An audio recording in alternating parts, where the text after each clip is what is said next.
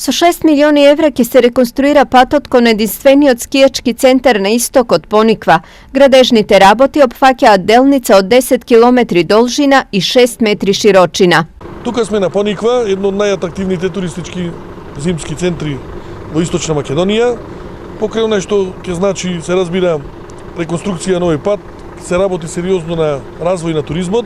Нашите очекувања се дека во неколку месеци овој патен правец ќе биде целосно реконструиран, односно саниран, така да сите оние граѓани кои што ја посетуваат Пониква и во делот на со хотелско сместување, во делот се разбира на нивните викендици, ќе можат по безбеден пат тоа да го прават. За општина Кочани Пониква е еден од најважните туристички адути и секоја инвестиција таму значи инвестиција во подобра туристичка понуда. Ова е еден прав чекор за развојот на Пониква и на Осоговието.